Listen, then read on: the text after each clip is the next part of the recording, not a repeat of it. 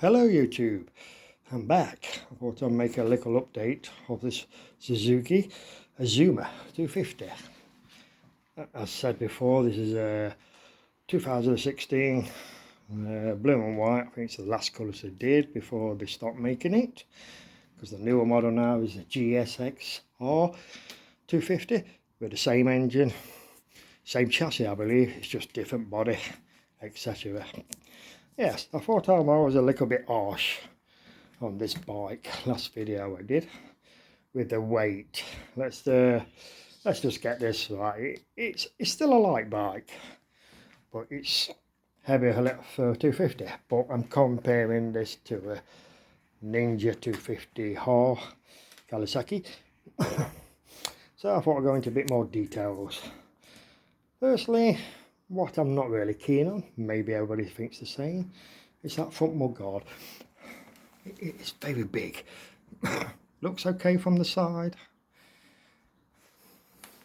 but from the front it looks really big and chunky.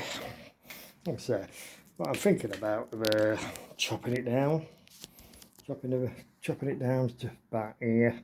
I'm not too sure because of the colour. So, but I have heard or read that a Suzuki SV650 will fit straight on. But I'm not too sure about this front brace. Anyway, back to the bike. I'm quite pleased with the bike. I'm very happy with it. It'll cruise at 70 miles an hour, no problem.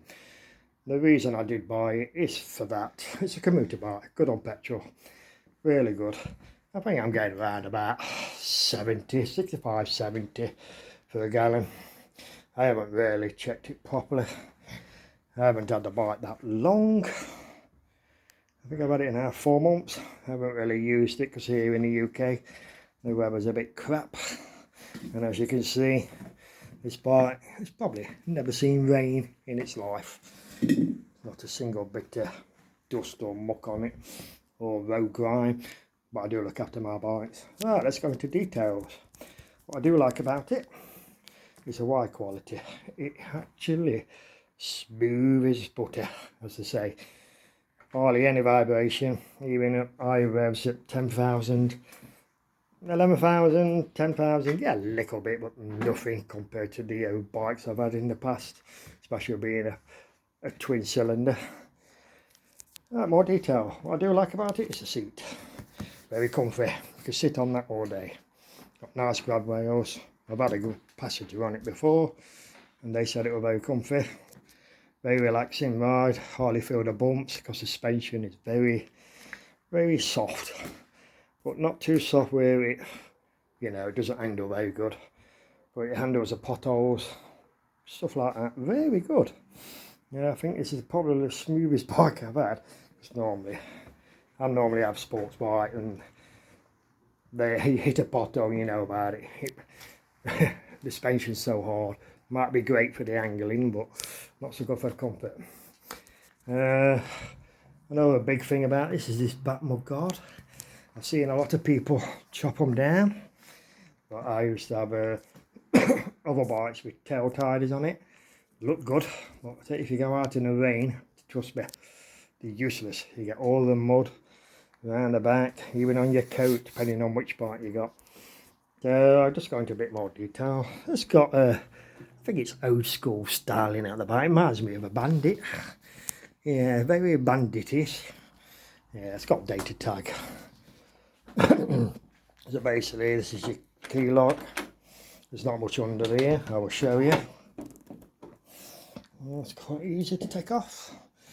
Not a lot of space, as you can see. No, there's nothing. I don't think you could carry anything. I think you could be able to carry a U-lock, this lock. I'm not too sure, but yeah, I've never really leave my bikes alone for too long. Yes, it's got nice detail. It's all like brand new, no rust at all. Nice chunky grab rails. Bit damp in here at the moment, so I'll pop them out in the garage. Yeah, nice chunky grab rails. Good thing about this bike, it's a seat. It is so easy, one-handed. Just lift it on, line it up, it is a doddle. And that's it.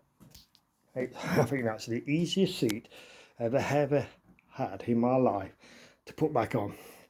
Even my CBR 600F was a pain, and the 650F, the newer version, that pain in the bum to get on. What else can I say? Yeah, I love the paintwork. It's got lovely big chunky mirrors, quite big actually. Vibration free, they don't vibrate at all, even if you're going through it, even on bumps. They might look big, but they do a good job. Another good thing about it, it's got a adjuster on it, or a standard, which is nice. I'm not really bothered about changing the levers myself. Nice light clutch, very light. Gearbox is fantastic, never missed a gear yet. It's a 6-speed obviously, and it's the neutral. You know, on some bikes you can't find the neutral. This one, it's a doddle. Everything's doddle. The gearbox, I think Suzuki are probably the best at making gearboxes, in my opinion. I've had them all before, Yamaha, Kawasaki, Suzuki, you know. But Suzuki's, I always found the really good gearboxes. Just my opinion though. Nice chunky passenger rails. My passenger went on it, he said he didn't feel any vibration at all, which is good. Normally they do on passengers, on most bikes. And this is the ignition. If I can focus in. Nice little dashboard. Turn it on. I'll do that again because you couldn't see it. Turn it back on again. Got a nice little dashboard. Nice dashboard. Good news is that silly bloody FI light, what I had a problem with, is gone. I'll go into more detail about that. Got a nice speedo reading, which is accurate because I've changed it to a 15 front sprocket. Nice little, a little bit little, but you can see it there probably. Gear indicator, it's even got a light to tell you gear. Yeah, it's quite good for a budget commuter bike. So it's got a modern day locking fuel cap, which is good. Well, as you can see, like no muck, no dust, no rust, which is good. But I always use Supreme petrol. It used to be called E5, now they call it Supreme. It's a big con really. It's just yeah, it's quite expensive in the UK. I think it's about £1.76. Supreme, or E5 it's called, because that E10, not keen on it. Never tried it on this bike. I think it'd be okay with E10, just never tried it. Why for the sake of a few more quid to fill it up, I'd rather do that. Yeah, it's a good little bike. I just wanted to recap this because I'll be last video, I'll probably give it a bit of a hard time, but the build quality is really good, as you probably can see. No rust at all. If it still shines, forks are immaculate, no pitting. Front brake, it's like new. Wheels, the paintwork's like new.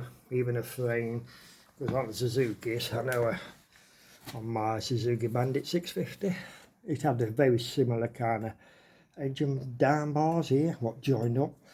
Started to rust a little bit, and that was a 2006, I believe. And I look after it.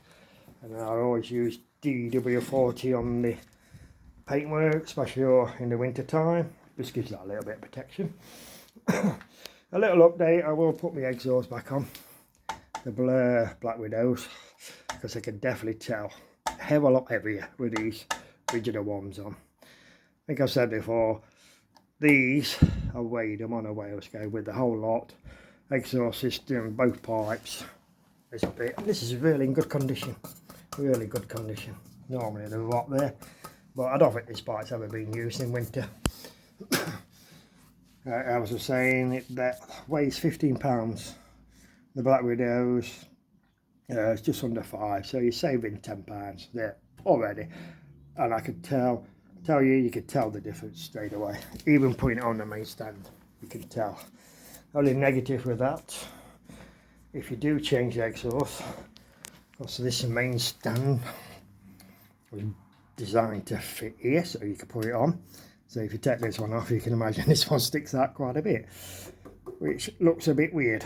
But if you're really totally fussy about it, you can get the V-Strom 250 because it's the same engine. And they've only got the one exhaust on one side. So if you want to, I know it's 50, 60 quid off eBay, but it's proper Suzuki on eBay. And it tucks in a bit further if you're not too bothered about it. Or because when I put the other exhaust, I was a bit paranoid it was going to catch the road when you're banking it over. Maybe that's just me in my head. Yeah, but you can get away with it. But I bought this one, 60 quid off eBay, official Suzuki dealer on eBay. 60 quid, worth it. A little update on the chain. It's performing up really well. Really good. It's a bit of a clean at the moment, but yeah. Only a little bit of issue I've had with it, I've noticed. But I'm not too sure if it's normal. It's this back brake. It seems to drag a bit, so if you waggle it, it eases us off. I've took it off and cleaned it. Took the piston out as far as I can. It's still doing it. So I think I might change the pads and see if that'll hold to it. I don't know if you can hear it. I see, because when you waggle it, that's what it's meant to do. And if you put your brake on, like I'm going to now, yeah, it don't waggle so much, which is normal, I understand, but I don't know if you'll hear it. Slightly dragging. Well, that's an easy fix when the weather's better. Not a problem, so I'm used to doing stuff like that. Yes, I hope you like my little update of this video. In summary, it's a great little bike. Really is a nice little bike. Easy to ride, comfortable, great on petrol. What more do you want? 70-mile-an-hour speed limits here in the UK, and that's on the motorway or highway in America. And it does it easier. Yeah, if you like my videos, can you please subscribe and pass it on? There will be future videos. I will do a video on the Black Widow's exhaust very soon when the weather warms up a bit. Yeah, thanks for watching. Speak to you soon. Take care and ride safe. Keep smiling.